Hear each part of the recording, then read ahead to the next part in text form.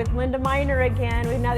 We have another great show for you. Today we want to talk about how to live a happier and healthier life. You know, that's actually become one of our taglines at One Peak Medical, live happy, live healthy. Because really, why wouldn't you want to be happy? Everybody wants to be happy, right? Right. But not everybody knows how to be happy. And sometimes it's just a matter of switching things in our mind and switching things in our energy field and switching things, our perspective, and kind of digging maybe a little bit deeper and finding out, why am I not happy? So today we're going to talk about healing old wounds and maybe why is that even important? So I have Linda here. She's an EFT specialist. She works with our One Peak medical clinics, and she works primarily with our employees and practitioners because we think it's really important at One Peak Medical to be if you're actually working there, we think it's important that we're balanced and we're healthy and we're moving towards a more positive lifestyle because we're helping our patients to do that. So we want our staff to feel that way. And you know, today is a very difficult time for people, especially a lot of the women that work for our offices. We have primarily women in our offices working in the medical fields. And, they have their full-time job with us, and now they have a full-time job homeschooling their children, and then all the other things that a woman needs to do. We have some men that work at our clinic too that have these responsibilities, but I just have really noticed how stressful people's lifestyles have become. So we want to talk today about how to go a little bit deeper and heal old wounds. And Linda and I were talking prior to the show, and I was saying, you know, one question that I think people often ask is, well, why do I have to even deal with anything in the past? You know, that's gone, it's done. You know, we're always told we shouldn't look back, we shouldn't live in the past. Why is it even important to go back? There's nothing I can do, it already happened. So I think we should lead with that right now, is just you answering, why is it important to even consider an old wound and why we should maybe start picking at it again? Right. So thank you, Nisha. Yeah, no, it really is important, and actually the past ends up living in the present and coming up in our present if we have unresolved wounds. They could be called traumas, whether big T traumas, little t traumas, but events that took place in our life. A lot of times they're when we were children, but they could happen all along the way, right? Teens, adults, adulthood. And what happens is when there is an event that takes place, and if we felt at the time helpless, powerless, I couldn't say anything, and if we did not, or we perceived that the adults or somebody else could not protect us, then what happens is all of that gets frozen in time. It's that moment when there's a shock, right? Right. Again, powerlessness, helplessness. So that memory of that event gets frozen in time, and along with it are the intense emotions that we might have felt at the time. There's sensory data that gets stuck in there. What we heard, what we saw, what we tasted, what we could smell, what we could even touch or feel in a tactile manner. And then we have the cognitive part that gets stuck there. So it gets stored and stuck. Yeah, and we so there call is a that, memory of it. Yeah, it might not even come up. It gets stored in the subconscious. And so we call it a frozen time capsule, when time gets frozen.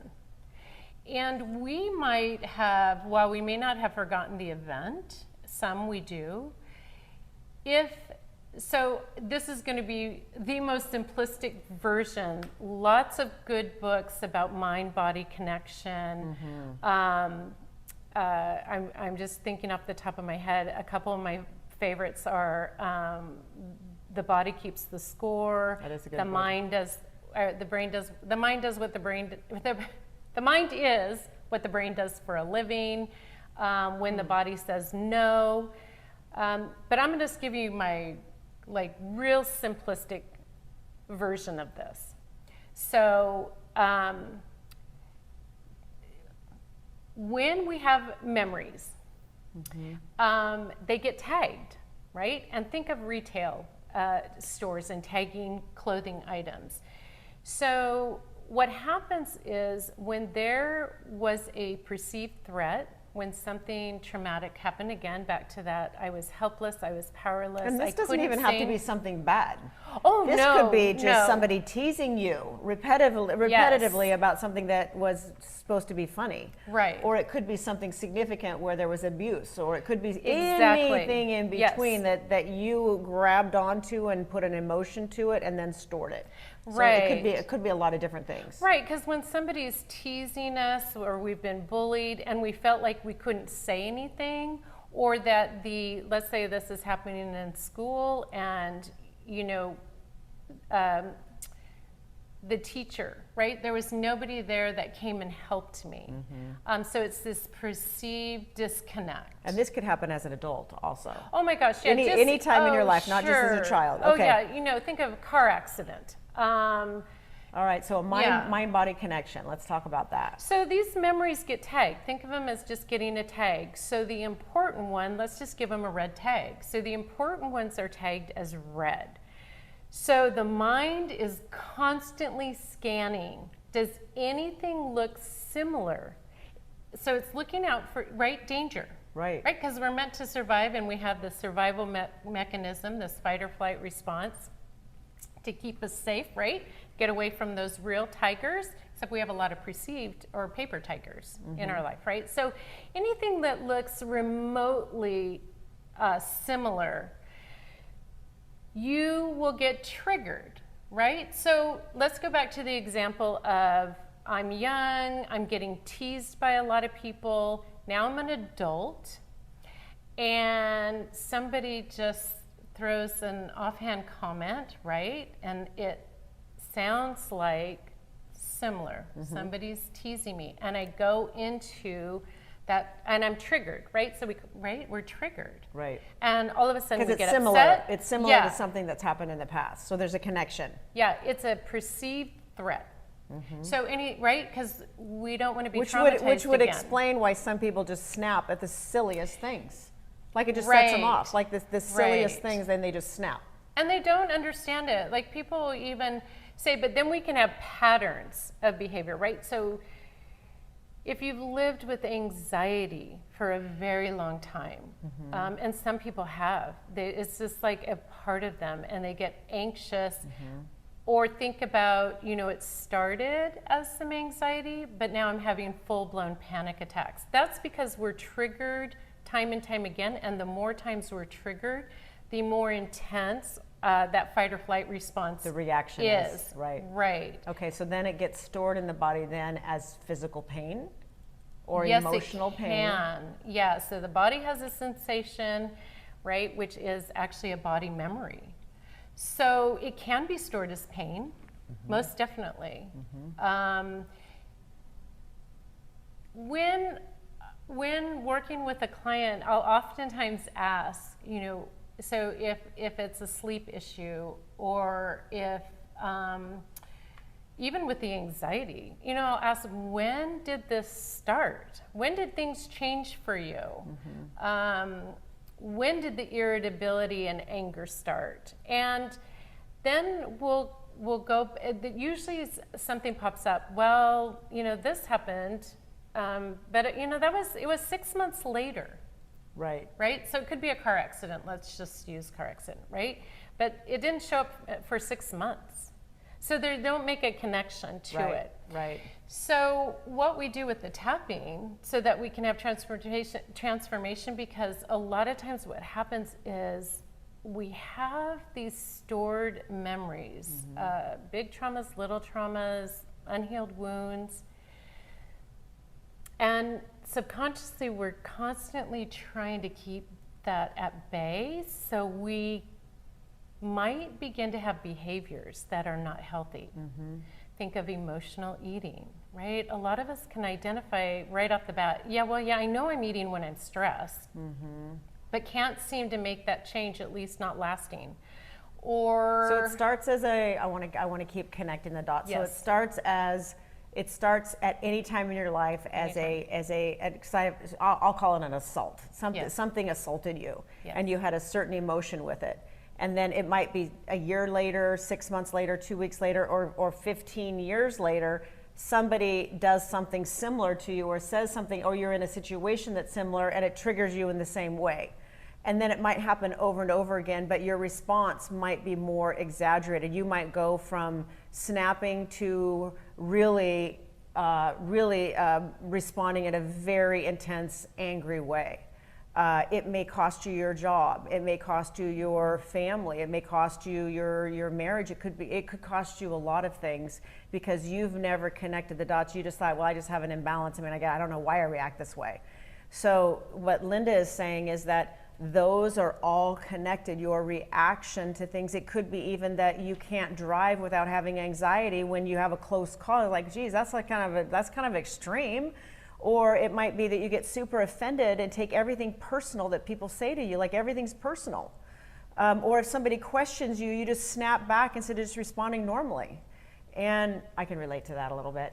So I think that this is a pattern. So if you notice patterns, there are simple ways that you could start working through those things so that all of a sudden you change the way you react and you become more lovely in your life. You become more lovely to yourself and to other people, and your relationships change, and what happens is your whole world opens up to you. Because I believe the amount of shame that you give yourself when you react this way is significant. I think that people become shameful of themselves, and then they punish themselves. They overeat, they overdrink, they under-exercise, they don't take care of their bodies, they shame themselves to the point that they abuse themselves. So if any of this sounds familiar, I mean, and again, it could be the whole spectrum, right? The tapping is something that Linda offers that can help start to move those underlying negative reactions and emotions out so that you can bring them to the surface and start feeling the things that you're supposed to be feeling without all of the additional emotions added to it or reactions. Right. Yeah, exactly. So think about procrastination, right? Mm-hmm. And Linda has a little tiny bit of that. I have a hyper response. She has a hypo response. I way overdo it. She slightly underdoes it. So let's just we need something in the middle. Yeah. So let's just use procrastination, right? Yeah. So there's a reason for it. The reason we're procrastinating, even though we don't recognize it consciously, is that it is trying to keep us safe from something. So the EFT helps us to get to, well, what is it? If I move forward with this, what is the downside of moving forward? And it usually comes back to, what am I afraid of? Mm-hmm. If I do this, what does that mean for me? Well, or the opposite would be, if I let go of this or if I don't let go of this, what's the upside? Right. Of procrastination for me? What does it keep me from? There's something there, right? In all of the behaviors, because I do believe that emotions drive behaviors. For sure. We're just not always aware of. So we try to get to, when did that start? What limited or false belief do I have that keeps me stuck in these behaviors? Right. So once we know we're doing this and we're having a reaction, the EFT is a treatment that you can do on yourself, either guided with somebody like Linda, which she offers those through One Peak Medical Clinics, or you can actually start doing them on yourself. Yes. To help just start the process. And let's just briefly go through the tapping areas, because they're acupressure points, they're meridian points that helps start to reset your emotions and move stuck emotions out. That's the way I always like to describe it, because people kind of understand that. So, and it is a very safe, actually a very well-researched treatment that is very comfortable for people to do, and it does help start to move things in the right direction. There is no downside to being happier and healthier. There's no downside. It may be a slight bit scary that you get to the bottom of why you're overeating, or it might be a slight bit scary why you have to have 3 drinks every night, or why you can't make a decision, or why you can't clean your house. I don't know what it is, or why you're overreacting and snapping at your kids. It could be a little bit scary, but the reality is there's no downside to moving that stuff out because you don't need it. You're not meant to be that kind of a person. So, or have those kind of reactions, because it makes you feel bad ultimately. And of course, everybody around you feels bad too, so that's not good. So let's go through the tapping points again. Okay, so usually just 2 fingertips. Where the eyebrows begin, outer corner of the eyes where the temples are. We're going to go right under the eyes. We'll go under the nose, under the lip, right, that crease. And you can use 2 hands or 1. Yeah, it doesn't matter. Oh, that I like it like extra charge, so I do too. Extra charge. EFT, this better work. Yeah, tapping is so forgiving. So don't ever worry about getting it right or wrong. I'm gonna words, get it right. no words. Collarbone. So just find those knobby parts of your collarbone. Go down about a 1/2 inch and in. Right there, and I love this one. This is the kidney meridian.